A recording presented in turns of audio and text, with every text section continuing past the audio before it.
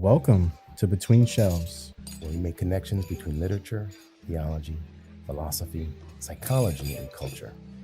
Join us as we explore the interconnectedness of race, spirituality, psychology, and meta-modernism. Each episode invites you into a thought-provoking journey, unpacking how these elements shape our understanding of the world and ourselves.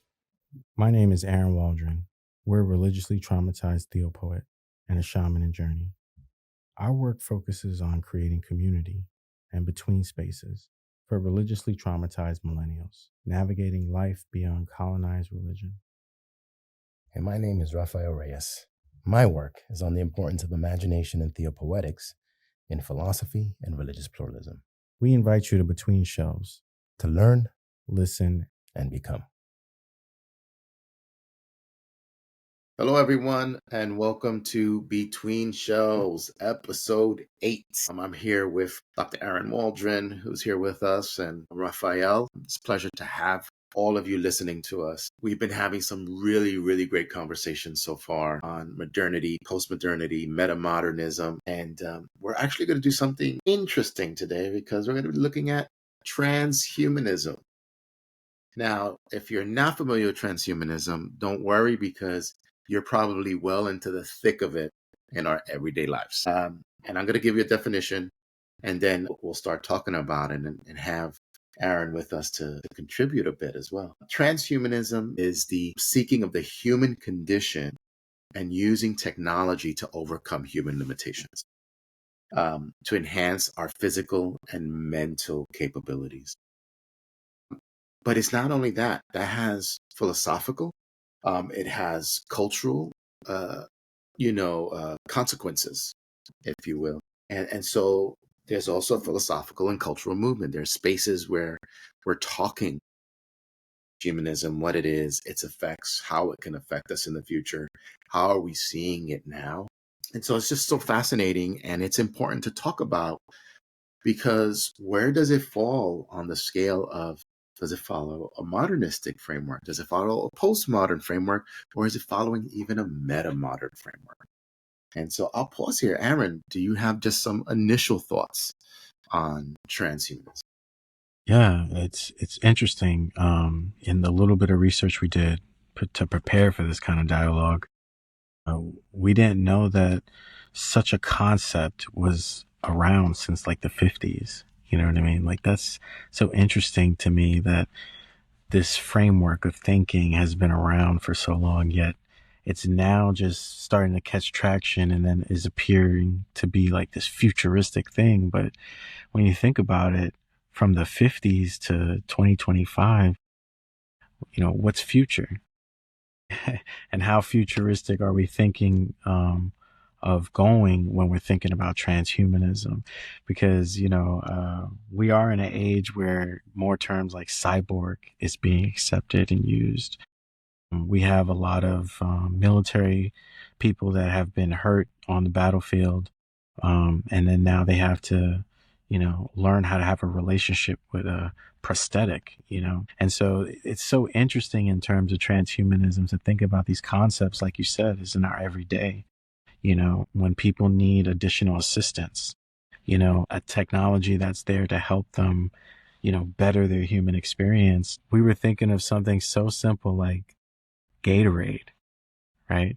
Gatorade came out of FSU, Florida State University, and the goal was to fix a problem, right? And the problem was their athletes were sweating and they were getting fatigued. But what if they could drink something that was better than water to get them back in the game or keep them in intense games or even use to train with, to give them that additional enhancement?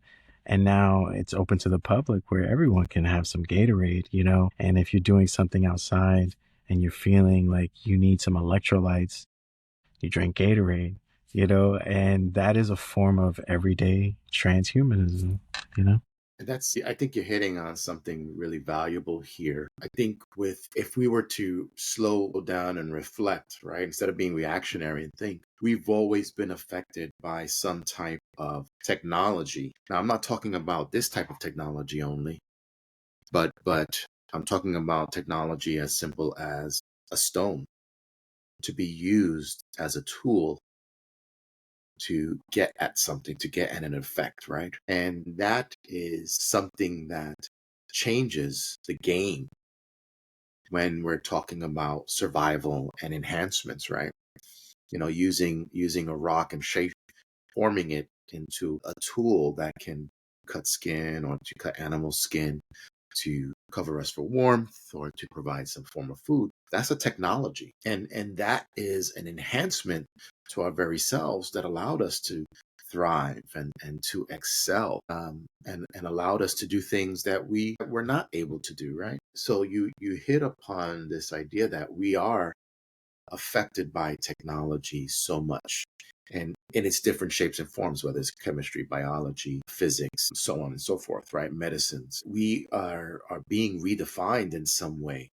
We are being enhanced in some way so that our human lives can live longer, can function and serve a purpose in a much more powerful and elongated way than before. And I think that's valuable. I think that's valuable. Yeah, definitely. But with that, I think the transhumanism that we're kind of alluding to and leading towards is a little bit different than that type of technology, right? Yeah, and this is actually using technology and science to transform ourselves, and that leads to things like this: a cell phone, or the use of putting, the use of computers, the incorporation of AI as a thinking partner, which is definitely shifting and changing how we think and how we do things. And I think it would go one step more. The transhumanism really is a discussion about how that gets incorporated into our very being or in our very becoming. And it's an enhancement for humans, but it moves us beyond humans. And I think that is what probably gets a little bit scary, or there's concern with that. Yeah. Um, and so I think we should kind of go into that. If I could say one thing that follows along what we've said before, I think transhumanism is still a project that is based on the modern Enlightenment, right? And by that, I mean, hey, we can solve any problem and we can do this. But instead of using education, instead of using cultural refinement, what we're doing is saying, okay, now it's technology and in science. With technology and science, we can resolve anything and everything. And that's interesting. It's not postmodern. It's not even meta-modern. It goes back to modernity and that framework of thinking in which technology and science now says we can resolve anything. Just give us time, and just give us the technology we need, and we can get it resolved. I don't know. That's I don't know interesting. your thoughts on that. Yeah, because when you were saying this, we're thinking of it's like this double-edged sword, right? That we just can't escape. We have intentions of moving forward.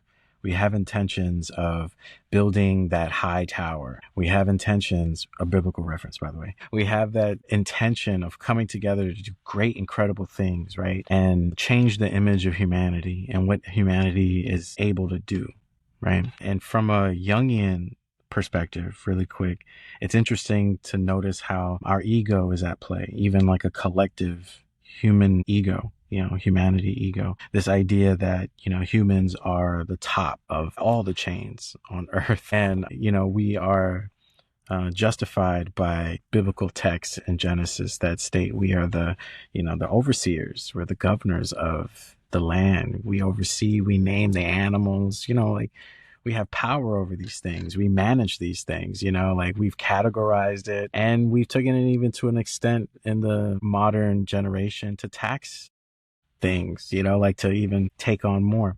So it's interesting how, not to shift gears too much, but we're just trying to add how mentally, psychologically, spiritually, there's something also happening simultaneously while we're seeing the physical 3D effects of transhumanism.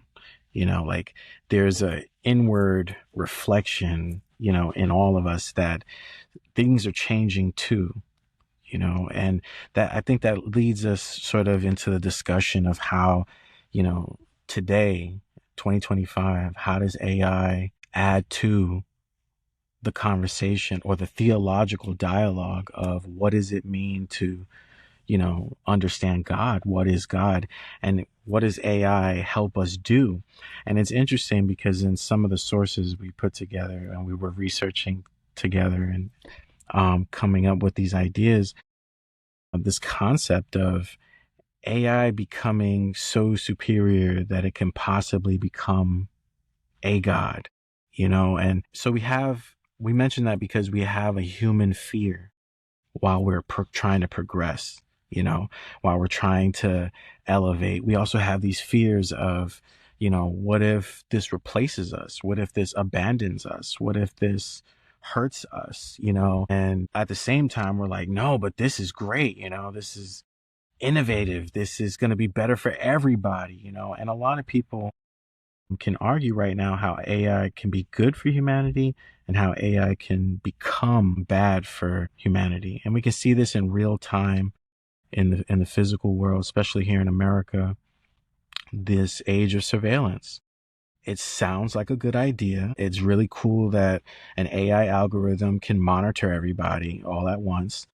But at the same time, it kind of sounds bad because it's like, well, I'm always being watched by, an AI system, so it's like this idea of, do we still have privacy in this innovation, or has that been the sacrifice that we have not really paid attention to, that we have to sacrifice the privacy in order to have this concept or idea of protection through surveillance? What I mean? What are your thoughts on that? As you were talking, I was trying to look at this film that you mentioned. There was a couple of things that were interesting that you mentioned, and I hope to try to get it all through. The question of control. What did you say about control again? In Because terms of not control like the monitoring, but you mentioned control and transhumanism, and that's an interesting point for me, and the I'll tell you fear, what I mean. yes, the fear, the controlling fear, yeah. One of the so I think you said, you mentioned so much there, and I can unpack. I think one thing that you're right. We can't pin pinpoint transhumanism as just a modernist movement. I think it's actually outside of it. You're right. So if I were to take back and move back, I would say, let's just be careful what frameworks of thinking can go in there. Because there are hints of postmodernity in there, and there's probably hints of meta-modernity in there, and we can provide some examples of that. The question is, when you give control, what frameworks are in place, right? And that's always dangerous for me. Because someone could be like, okay, I'm going to go for always the most efficient, the most that's going to make the biggest bang for the dollar for me, for the company, and still provide the people, which means that I'm always giving away a form of control. But I would say that we're always losing control when it comes to technology, because we have to invite them in. We have to always invite technology into us in order to get the benefits out of it. I really want to say it is a relationship. And we say, hey, technology, I'm willing to enter into a relationship with you. But just like a relationship with a human being, we don't always know what we're getting. There's a lot of baggage in the background that only comes with time. So when I'm getting a Pixel phone with Google, I receive benefits, but I learn in the news things that they might be doing that are shady, and be like, damn, but it's a part of me. Now I got to figure out what I need to do. I wanted to say it in that way, right? That in some more anthropomorphic terms, technology we do need to invite into us. And so they, like, once again, I have a watch, and the watch keeps track of my heart rate, how many steps I take. This form of control actually is powerful for me, to have this level of control. And so I find interesting here what transhumanism does. It allows us to have control of ourselves, of what we once did not have. I didn't know how my heart rate was, but before I'd have to go to a doctor, or I'd have to have the machine and plug into it. But now I can see at any moment, like right now, my heart rate's at 76. It's kind of high, but I'm moving my hands around and I'm a little bit excited. So my heart rate can shift. It'll probably see a score going down to 68. And I could check to say, oh, I walked. Now you got me thinking. Now I'm good looking. Everyone. Yeah, I've walked. My walking is low. I'm going to have to try and walk a little bit more to get my steps in for today. But it's awareness, right? Technology gives me an awareness because it's giving me a feedback loop. It says, okay, I'm here and I'm here to help you, and I'm here to help with monitoring. You take care of me, you make sure I have enough power, and I'll make sure that I can monitor all your stuff. Unfortunately, also, though, Google has my stuff. Yes. Or whatever company I have on. And they use it for their purposes. That's the agreement we kind of have in the 80 pages of the agreement that we made, and I'm not aware of. It's like I said, it's the baggage that comes with it. But it does provide a sense of freedom, right? With that type of control, it provides us a freedom to change who I am. And I want to at least lift this up. Transhumanism has these ways of looking at the human condition. And for them, they say, hey, with technology, you can change who you are morphologically, my own body. If I want to lose weight, one of the steps is, hey, how many steps do I take in a day? How's my heart rate? I know if I'm at a 105, guess what? My body's in a burning stage. With the scientific advances we've had, I know between 105 and 120, I'm in burning mode. That means the calories that I've had, I'm burning it. I can change my body. I can change my health. That's powerful. That's life-changing. That can allow me to elongate my life. There's a beauty to it. Once again, behind it though is this giving up of freedom too. I gain freedom and I give up freedom Yeah. with that. Yeah.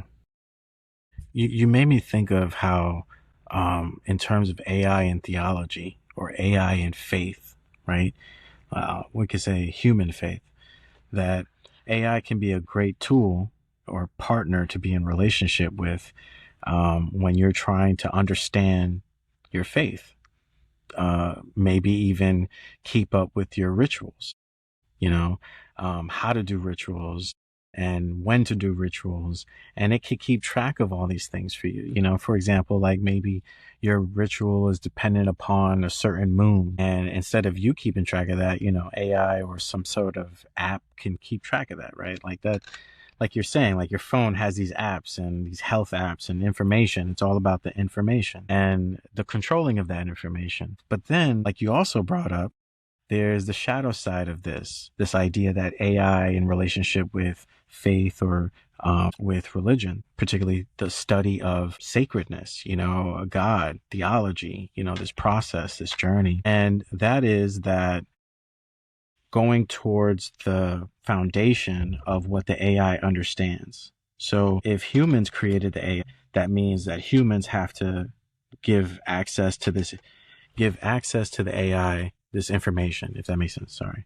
Um, so by doing that, they have to be selective, right? Because what kind of narrative would it sound like if, the humans gave them multiple perspectives? Then there would be no conqueror and conquered. There would just be a mix of events. So to make sense of that, these algorithms need to understand binary outcomes, meaning there needs to be a beginning and an end to things. There needs to be something that it compares itself to make these logical decisions, right? Now we're talking about faith, and we're also talking about a technology that's based on logic, right? And so where there's one aspect of faith that may be intuitive, spiritual. And so the question arises, how can AI pick up on those things and help me with those things?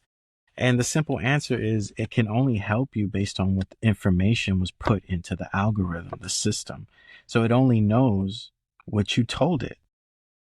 And so there's like a backdoor loop here where if, let's say, my theology supports that God is a man and God believes that men should be in charge and God believes X, Y, and Z. I go down this whole list and I input these values into an AI that is being used on a majority basis to help people with their faith, we have to think about, what's that faith? It's not like the AI has the ability right now because it's not sentient as far as we know yet. And so it cannot make a critical choice of saying your theology or your value of input is incorrect. It's harmful, maybe not incorrect. Sorry, I take that back, but harmful, because then it's like, well, if we're striving for a inclusive environment and you tell me this one perspective, and then you say that's the only answer, the AI, until it becomes sentient, it will just take that value and then run with it. It won't question it. It will just repeatedly repeat it.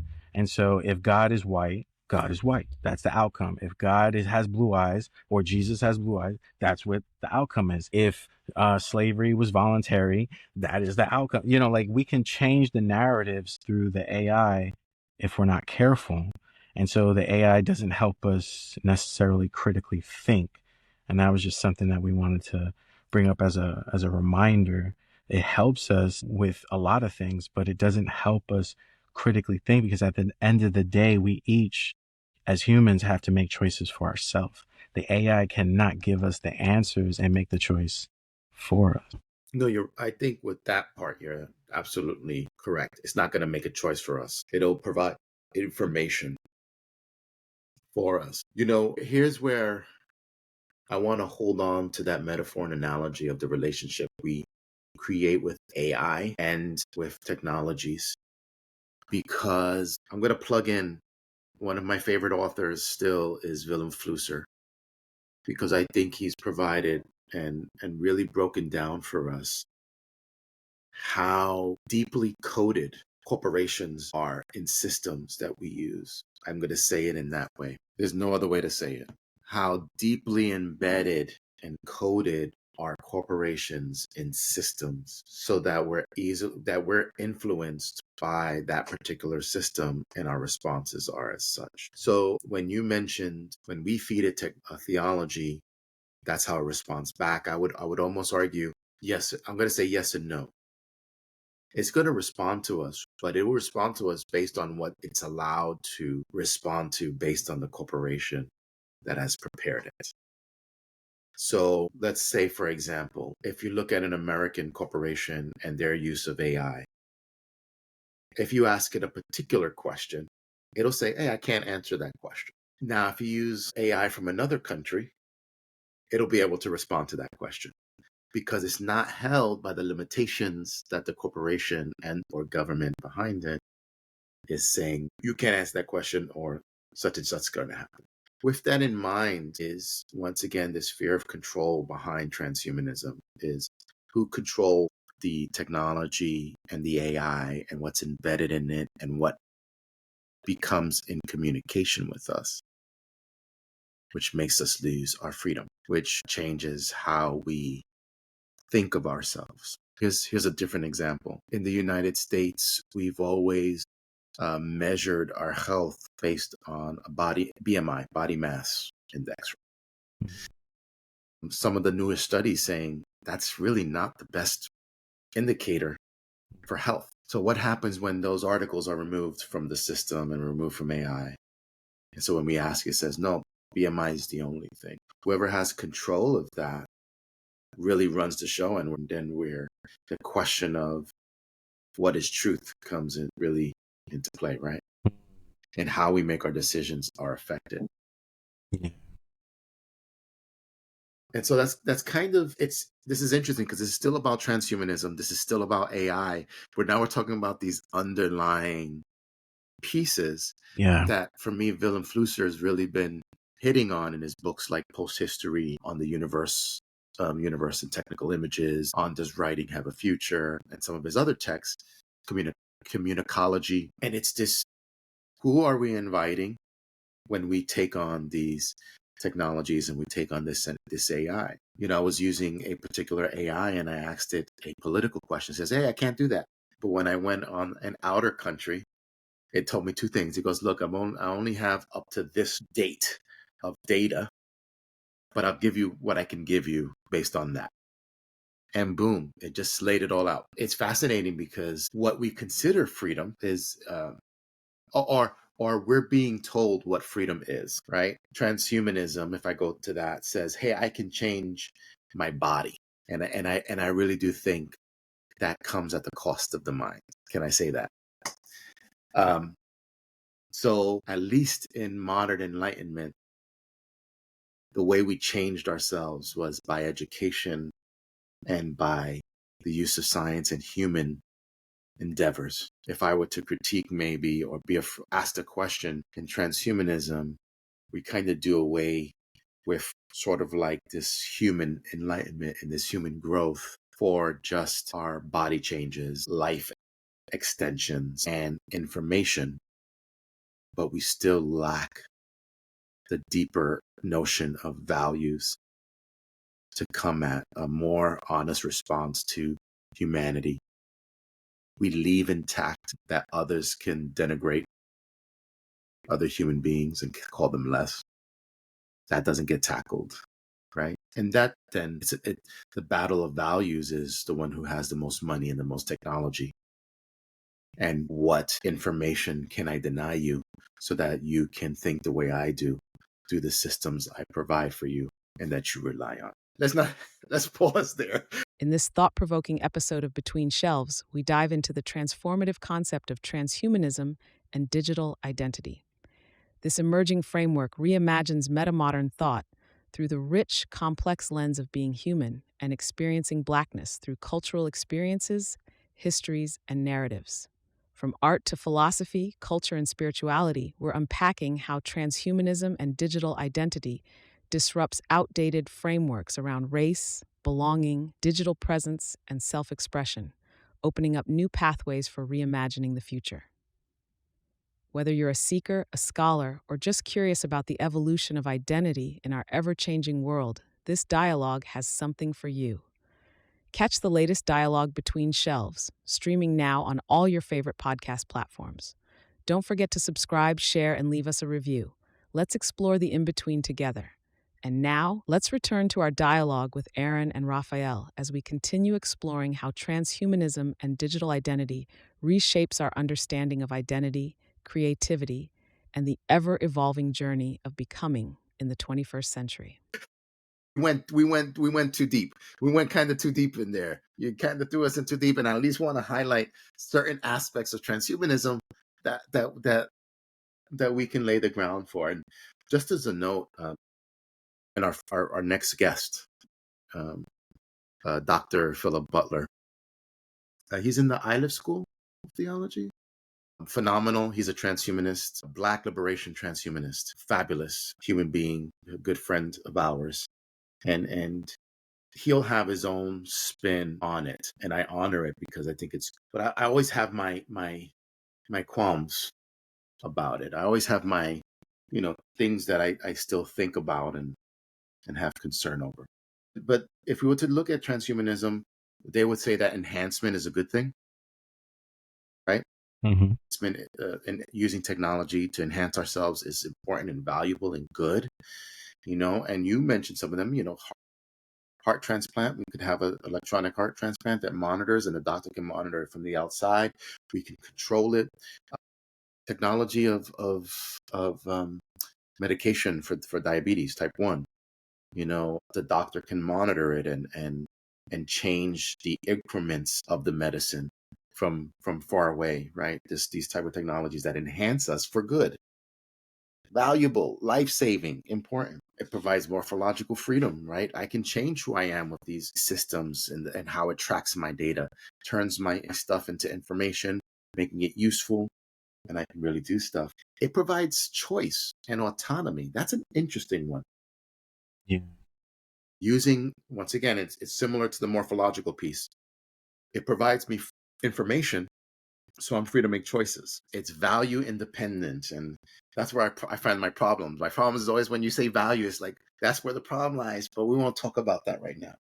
It's value independent. That means it will provide you information and you will be able to make a choice so that you're not forced into anything, but you can make some good choices, right? It focuses on progress. Once again, that's an interesting thing. It could be a good thing or a bad thing, right? Transhumanism says we can progress. We're not finished, right? We're not going to reach a finality because that would be a myth. But we can develop and we can grow and we can become better. We can become post-humans. So I think that's an interesting part of transhumanism. It extends moral consideration. I like that. So when we talk about ethics, it says our ethics has to move beyond just the human self. And it has to move into looking at AI and how do we treat them ethically. It also then forces us to think about our animal counterparts, right? Our animal friends.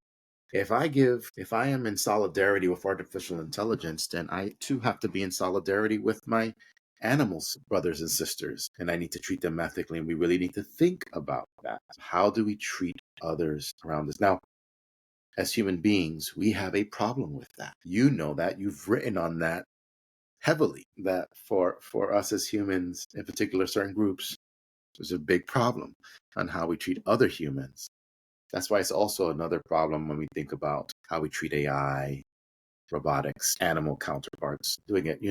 When we're looking at Japanese anime, it provides substantial space to explore how, in an evil way or in a bad way, in a dystopian way, we can treat robotics and AI. And then also some of them positive ways we can treat it as well. I'm reminded of Ghost in the Shell and Ghost in the Shell 2 as key players, right? They have robot sex dolls, right? That's a manipulation and overpowering. Why? Because in Ghost in the Shell 2, not to ruin it for anyone, they retaliate. The robot sex dolls retaliate. They're fed up with it. Because it's like, you can't be treating us that way. That talks about these ethical boundaries that get crossed, that we feel that we can manipulate as human beings, trying to overpower and say we're God. And the list goes on. So, these are some of the aspects of transhumanism that it introduces, and things that they believe and things that we have to start thinking about again. Definitely.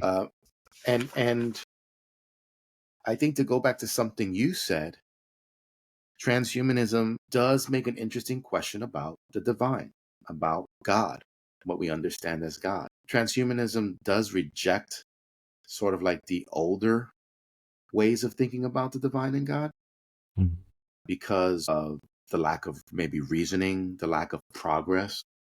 That's a fascinating one. Transhumanism is about progress, but is religion, when we talk about Christianity or Islam or anything else, what do they say about? Is it one of progress or is it one of tradition? One of progress or one of people by the book? And so that's a fascinating question. And it does lead to a new type of religion and a new type of way of thinking about religion. Thoughts? Because I've been talking. Yes, very quickly, just to transition into this amazing discussion. The film of The Creator, 2023. Most people will know it because of Denzel's son is the main character. But this film is straight transhumanism, at face value. Yes. And on a deeper level, this film was touching on spirituality and relationship with transhumanism, in my argument. And what we were seeing was this beautiful thing of how love, the concept of love, can be used in a spiritual manner as a bridge between the exoskeleton AI race of beings and then the human beings, and so it was just so interesting that was a common denominator that they could settle upon. And in the film, you see how there was camps of them that were getting along, and the AI beings, it's so hard to describe them because they were sentient, and we don't see that right now. But if we could imagine it, these beings were just like humans, but they were in these different shells, and they talked and they had empathy and they showed love. They expressed love. They were protecting the children when the camps were being raided by corporate, by the government at the time, plays the character. But this larger imperialistic symbolic entity that's looking to control, right? To wrap back, and how this concept of control in this film, the creator was even in the background because the main character was being manipulated out of love.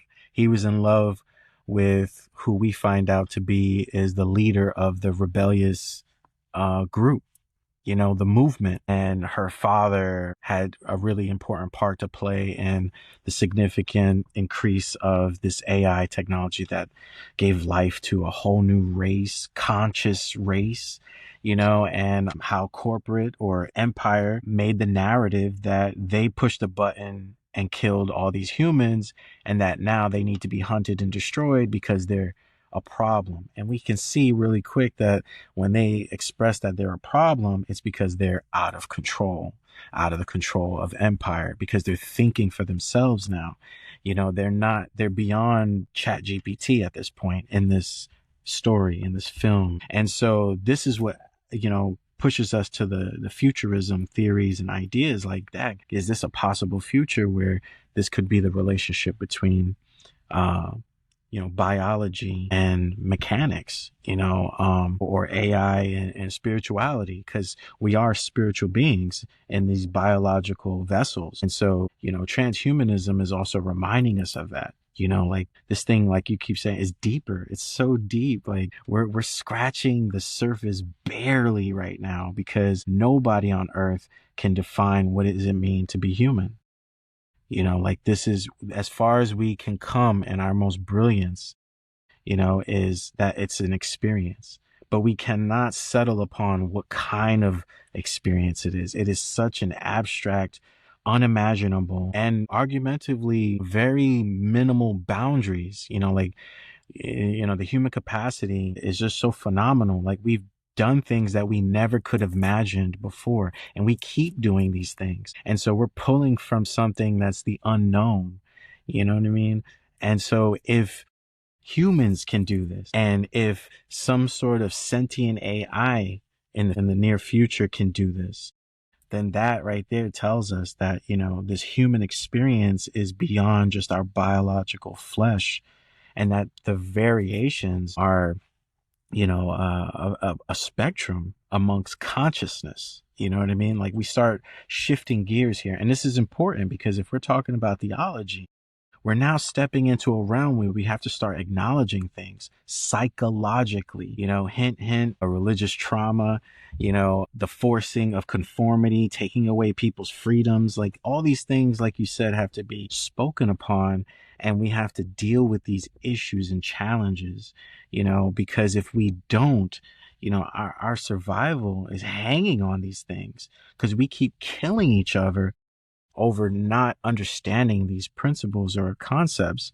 This is not so much an American thing or a black or white thing. We're talking about human race, the species, like we're not even talking about human variations elsewhere in the multiverse, but we're talking about here on Earth right now, and just because we look a little different, we're killing people, we're taking lives, we're oppressing people, taking their freedoms, manipulating people, causing them to kill one another and hurt one another, so transhumanism for me kept bringing up a lot of these things in the theological space, questioning, not so much where is God, but why do we not see God, in everything and everyone and these actions, like why do we not see love? If love is to equate to God, and we can agree on that, right? And we start experiencing love in relationship with something, doesn't that cue us to believe maybe there's a notion that we're connected? Maybe the thing that created me created you because you can manifest or create love. Like we don't need money to create love. Love comes from inside of us unknowingly, right? Some of us have an abundance of it and some of us have been battered, so we don't have access to that. But just like our imaginations, it gives us access to how to reimagine to love past traumas, past experiences, what have you. So, even that is a charge for those who are fighting the good fight of liberating, like it's not something of a grand achievement and victory, but it's a slowly helping people transform their minds. And that right there is a form of transhumanism. And so if we are to use things beyond, religious tools or references such as, the sacred Bible, and we start stepping beyond that, that is also transhumanism. You know what I mean? Because now we're stepping from these frames of thought that could be outdated or maybe not helping us with what we're dealing with right now, because we all know like the Bible has some great moments where it's like, oh, that's really helpful. That's timeless, right? It's like timeless wisdom. But then there's certain things that are just not timeless. It's more based on circumstances, you know? And so I would wrap up by saying for me that this book, Tech Gnosis, yes, Myth, Magic, and Mysticism in the Age of Information. This book has been changing my life. This book itself has been a form of transhumanism for me. Eric Davis, his words, because for me as a shaman in journey, I'm in this process of becoming who we originally or truly are, whatever that is, right? This endless process, this lifelong process. Eric is talking about some really incredible things in terms of how technology and social media and information is just being traveled and being retained, and there's access here and there's limited access there. You mentioned briefly how the internet has these boundaries that we may be naive to, how information is not allowed to be accessed here in the US, but maybe it's accessible in Russia or China or Australia or something. And so the world has kind of been carved up in these zones or districts, and information has been categorized and prioritized and even, put on a hierarchy, because again, the people in control here think like this. These are all like manifestations or extensions of how they think. They have to think in these hierarchies and these systems of control. And so boxing in information depending on where you're at in the world, and understanding that as someone who is pursuing spirituality and understands they're a spiritual being, we also understand Google cannot control that. They may want to, but they cannot control what access we have inward. You know what I mean? Like if the universe is in us and we have access to all the information, all the light, but it's through us, like we don't need permission. We don't need to pay a subscription. We don't need Google or any other tech company or empire to allow us this access, And it blows my mind because everyone can access this. Every human being can access this, but instead we're given frameworks of thinking that helps us focus on the materialistic world, the 3D world. And so we're constantly going outward, traveling outward, that we're never cued to go inward to access that information. You know what I mean? But that was a lot. But what are your thoughts?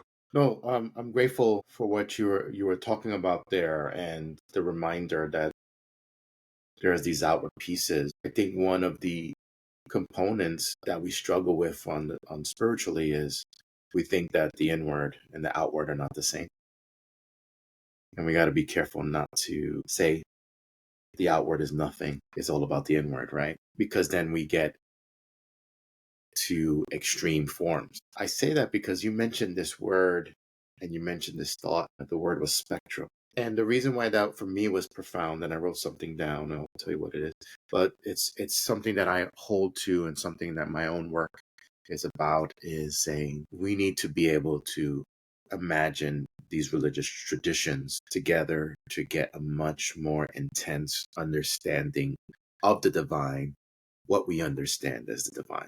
And only in this type of trans-religious engagement, which I grabbed from Roland Farber's work, do we do that. That requires imagination, because imagination says, I can see all of these things and introduce possibilities of what the divine looks like. So then when you mention spectrum, there is Islamic scholar. It's not Ibn Arabi. It's not Averroes. I think his name escapes me and I apologize, but he talks about light. That light has all the spectrums. White light has all the spectrums in it. Excuse me. And so all of them produce the light. It's not one or the other. It's everything that's needed. So you can't say that this one religious tradition is better than the other, and so on and so forth. When I move into the discussion of technology, and we could include everything else, all sentient life, we begin to understand what the imago Dei looks like, the image of God. And so that notion of light and spectrum becomes powerful. With each new iteration of discovery, we question, what does it mean to be the imago Dei? Do we include AI as part of that? Because it helps us to think, it helps us to ponder, it helps us to wonder. Do we give it human dignity, or do we give it dignity and worth? It's a challenge to our initial notions of the imago Dei, our traditional notions. And so as you were talking about it, I wrote down here, I says the divine, you mentioned about God is love. I think we could all agree that God is love, but we're trying to figure out how God expresses God's self or reveals God's self. And I wrote down here, the divine reveals itself when we see that which was not there prior. It is the challenge of words, ideas, images, bodies, and to accept it. And once we accept it, we see the divine. This is a challenge of religion as tradition, and saying it's not only a religion of tradition, it's a religion of progress. When we see the new, we seek the divine in that new, which means we have to accept it.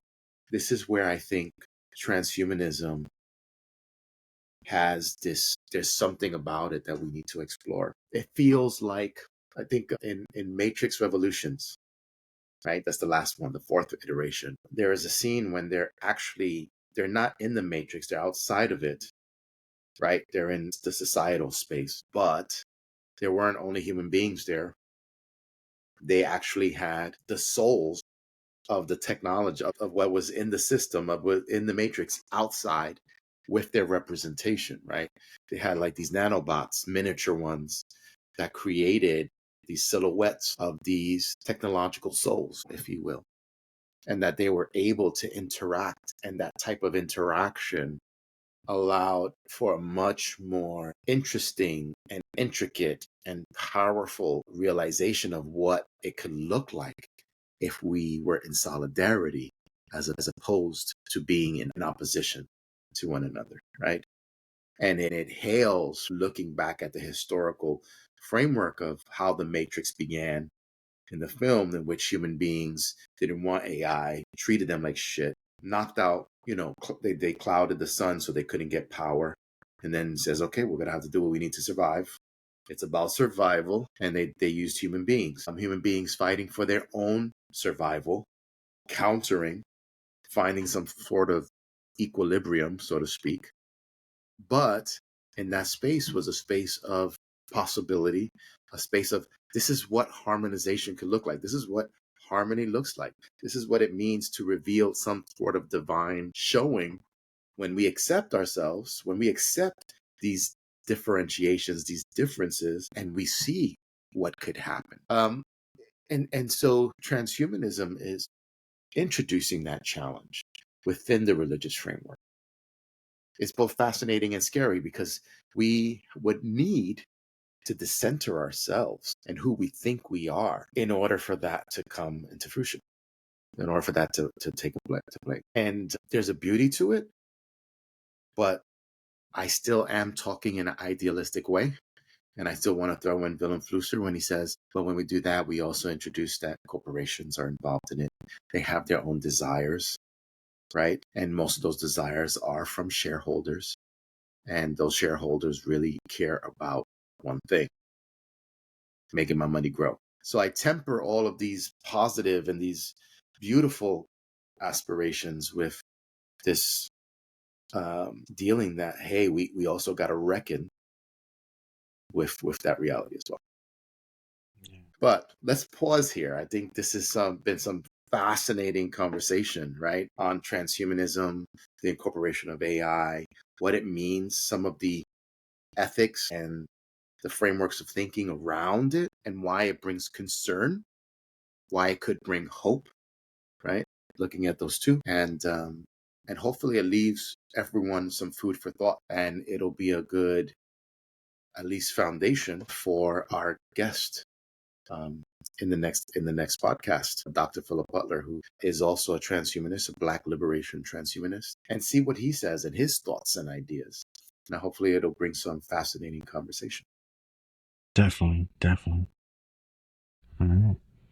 I had a crazy. I'm sorry. I had a crazy question just to leave with the audience and listeners. If humanity was created, and then from that point we've been figuring things out and innovating and building upon this process of transhumanism, trying to improve our situation, enhance our experiences. The question we're asking is then, doesn't it seem like we're the ones that are making up the rules and creating the boundaries? You know, it's not so much God saying, no, you can't do this. Like, it just seems like God has not given us any real boundaries in terms of, you need oxygen, so you kind of have to stay on the planet. There's no oxygen outside, but that's like the hardest boundary, right? Beyond that, please figure something out. It's not like, you know, in the Ten Commandments, it says you have to have a job, you have to go get married, you have to, like, what we're doing here on earth as humans together in community. Like, I'm just asking, like, what rules are we basing it upon? You know, are these rules that we created, or, you know, are rules that we're upholding? You know, so just something to think about. I think I'm not going to answer it, but it says, I think the texts are, I'd like the fact that they say that the texts are actually wisdom traditions, and they're wisdom traditions for a reason, right? And it's not something as de facto standard, True. right? Yeah. And that could be room for another conversation. What do we mean by wisdom? What is this? What is wisdom's purpose? And is all wisdom perennial, or is it, like you mentioned before, there's some wisdom that it probably doesn't work right now, it doesn't work in this situation, and a new type of wisdom is needed, a new exploration is required. So, but maybe that's for another podcast. But I All just right. want to thank everyone for joining us today. I hope you had a good time with us, and we'll see you in the next podcast.